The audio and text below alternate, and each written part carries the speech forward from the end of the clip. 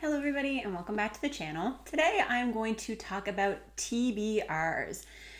TBRs are not something that I thought about a ton before coming onto BookTube. I think in my pre-BookTube days, and I mean both as a BookTube watcher and as a BookTube creator, because I was watching BookTube before I started to create my own videos, I think I just had a running list of books that I wanted to read. Obviously, there were books that were around my house that I hadn't gotten to yet, and there were a lot of lists that I had created about books that I was interested in or wanted to read.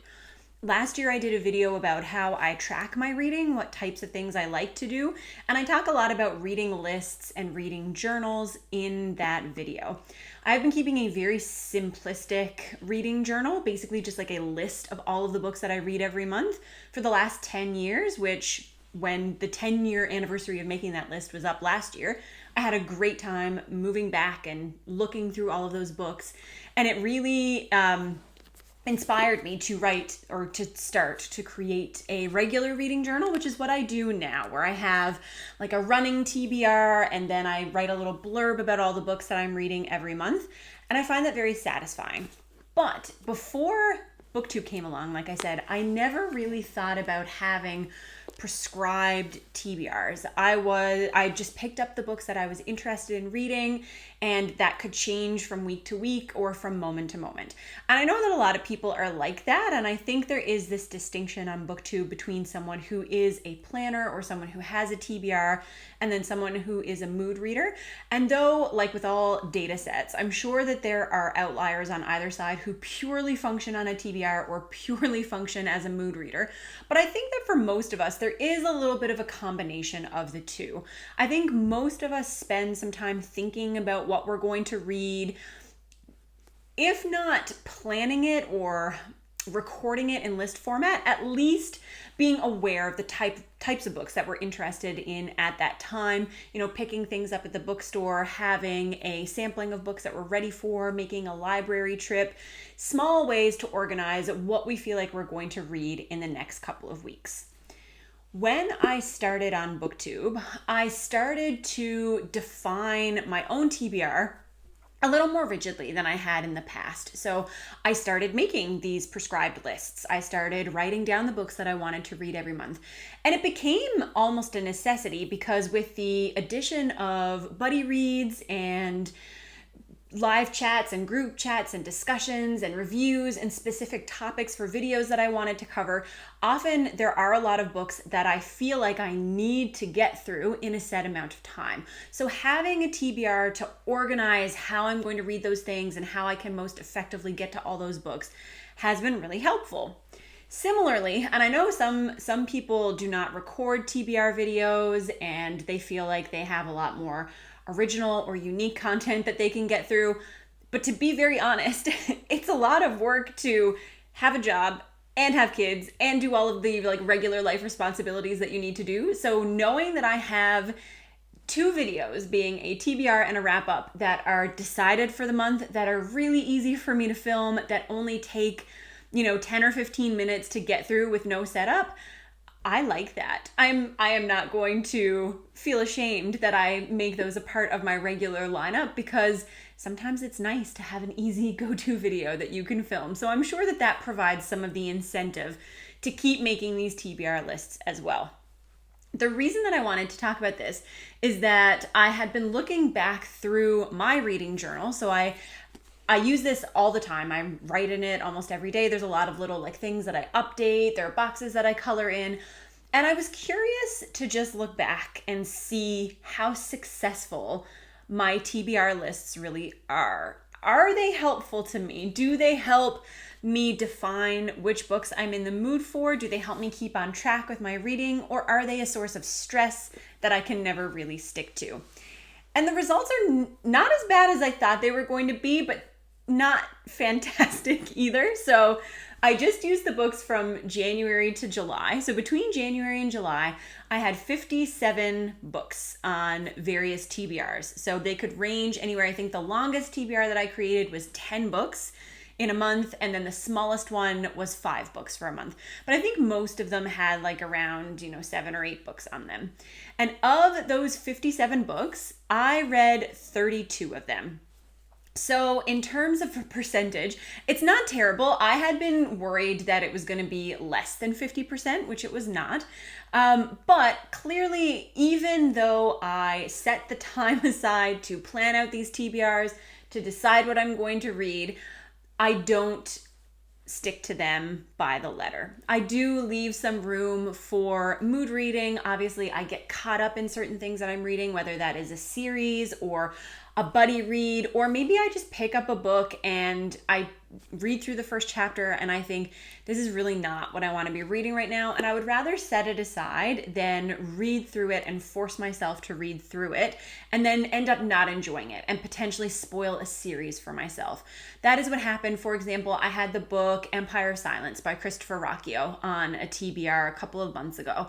And I read the first 100 pages and I just really wasn't getting into it. And I didn't know if I just wasn't in the mood for that kind of science fantasy mashup, if I just wasn't clicking with the characters or the writing.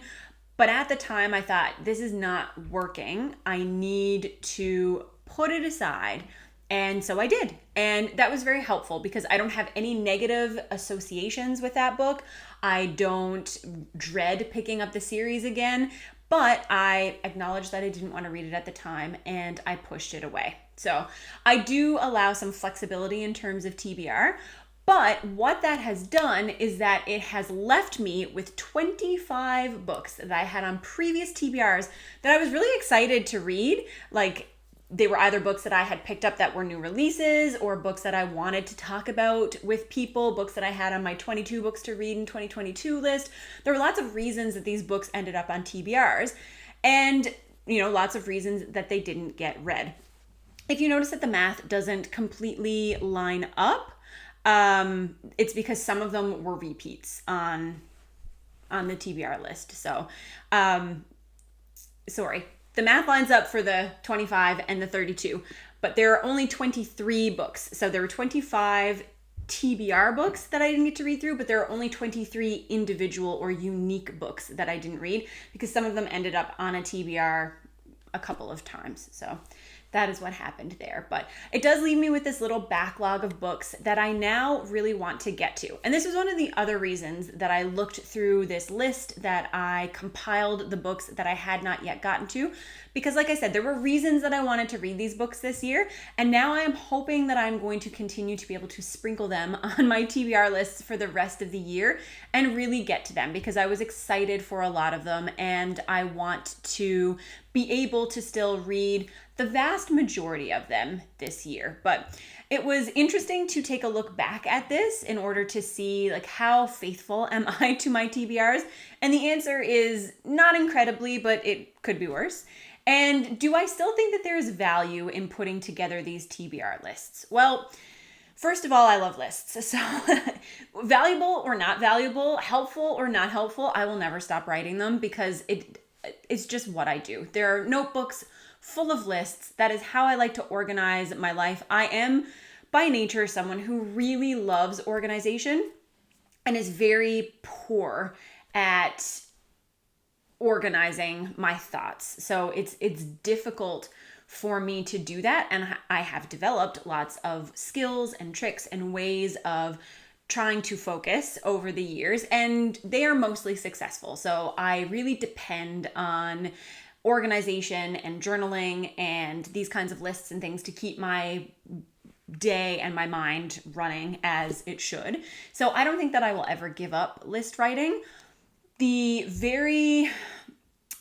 finalized TBRs that I have been doing since coming onto BookTube, I really like them. It's fun to look back and see why I put certain things on a TBR. Like if I look back, and I'll just open the reading journal to a month that is near the beginning of the year.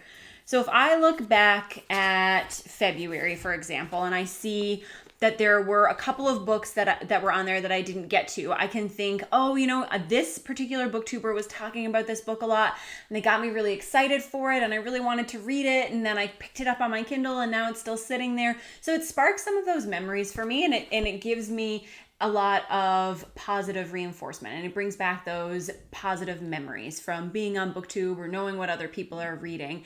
And that's part of what is fun about reading so many books. I mean, for most of us on BookTube, we read far more than the average person, and it's because there are so many positive associations with that reading.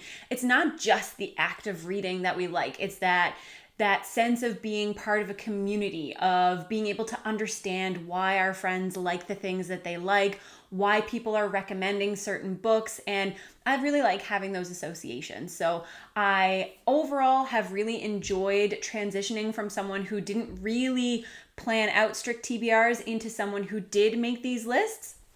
But I've also been forgiving with myself in terms of not rigidly sticking to them. So I guess the other question that I had asked at the beginning of this video was, do I feel like these TBR lists put undue pressure on myself to read these books, to stick to this plan?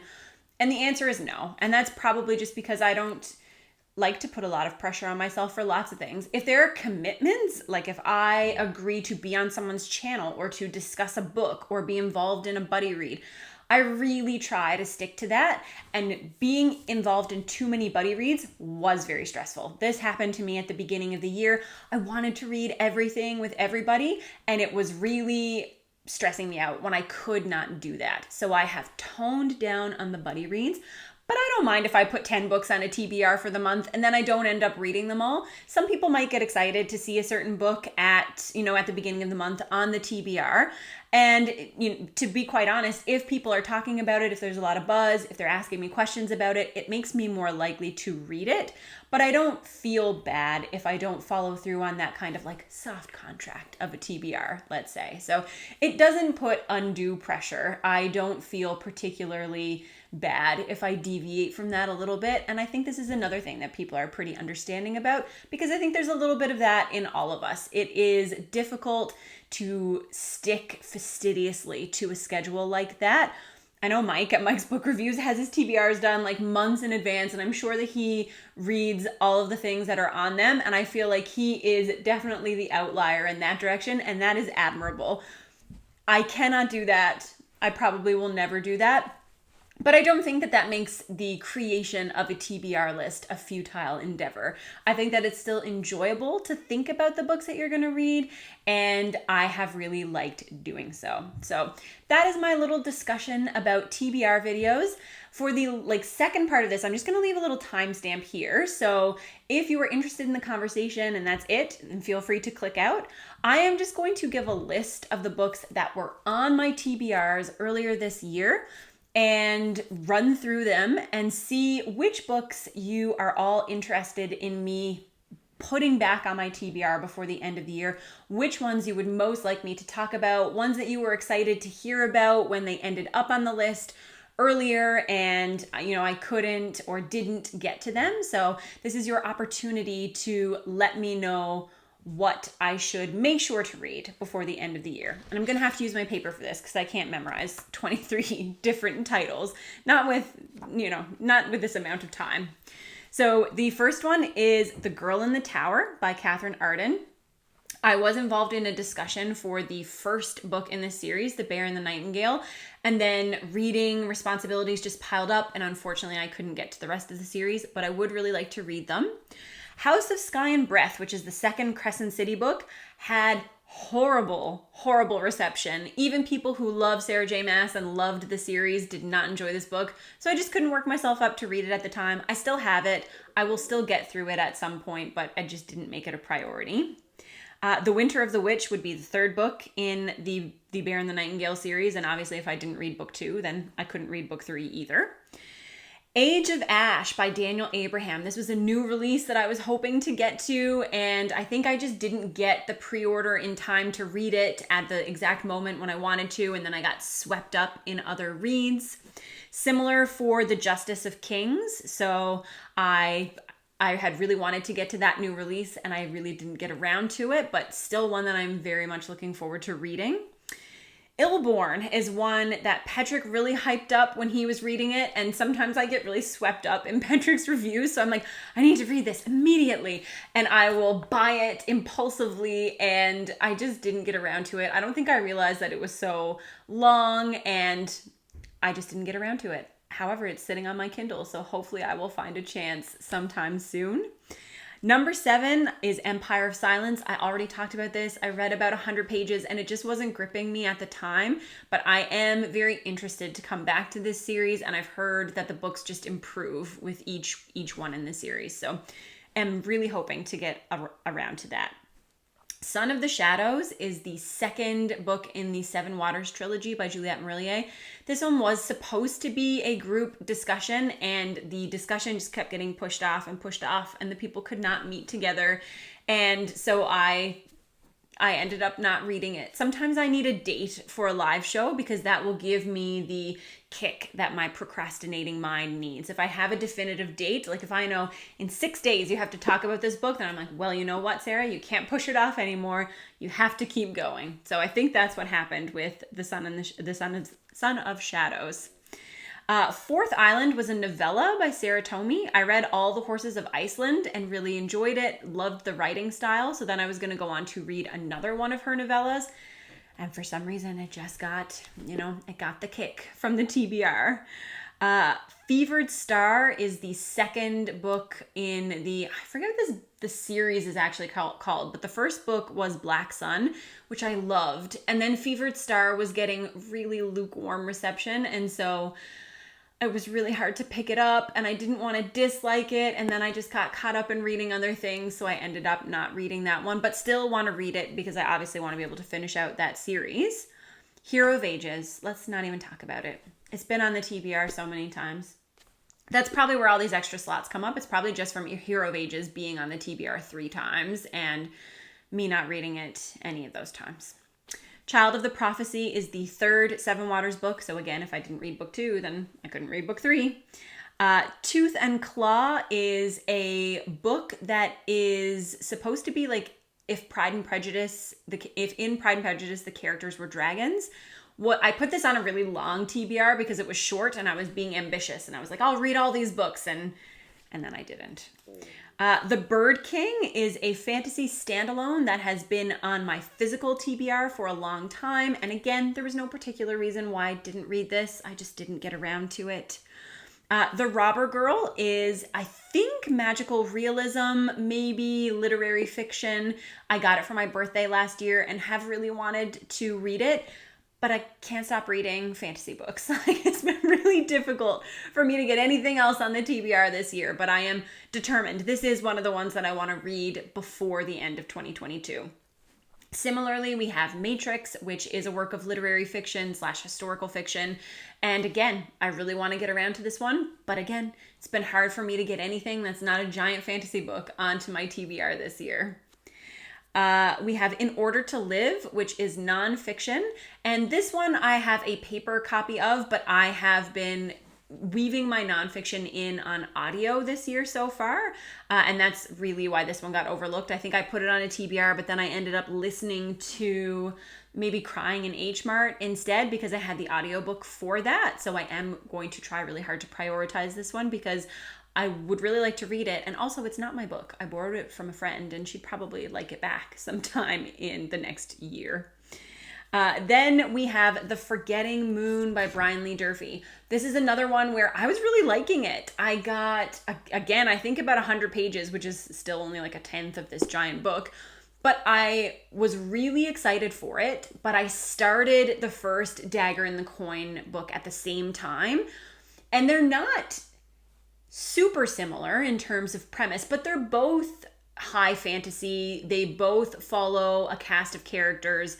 And I was worried that I was going to mix them up with each other. And unfortunately, Dagger in the Coin just gripped me a little bit more than The Forgetting Moon. But I absolutely did like it. And I certainly would like to return to this series before the end of the year. Then we have Piranesi. So Piranesi is a book that I've been wanting to read since its release.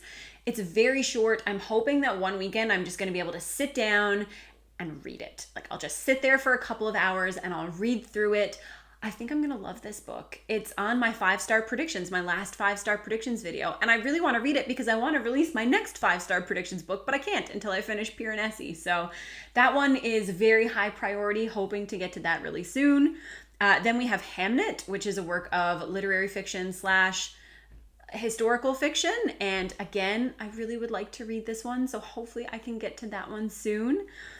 Kings of the Wild. This was on my July TBR, and I didn't get around to it because I went on vacation and I was really only reading either really short graphic novels or things that I had, excuse me, on my Kindle, and I had a physical copy of this, so I just didn't get around to it in July, unfortunately, but it sounds like a really fun time, and I would like to get around to that one. And then finally, we have Things Fall Apart, which again is a work of literary fiction, very well known, and I would love to read it. It's very short, very, very short. I should be able to get around to that one, but I have not done so yet. So that is my TBR pile of shame. If there's anything from that list that you would really like to see me prioritize, like I said, knowing that there are people who want to discuss certain books, who have loved certain books, who would like to hear my thoughts on certain books, it does motivate me to want to read them a little bit faster. So if there's anything you would like to see me read sooner rather than later, then please let me know what you would pick from that kind of TBR pile of shame, and I will do my best to get to it. But that is it. Please let me know if you are someone who creates a TBR, if you like to stick to a TBR, and most specifically, the thing I'm most interested in is, did you even think of TBRs pre-booktube? Was this something that you did independently, or was it more like myself, where you heard of books, you heard some buzz, you picked them up from the bookstore, and then you had a couple of them to choose from? I would really like to know. I think that is very interesting, and I will see you with another video soon. Bye.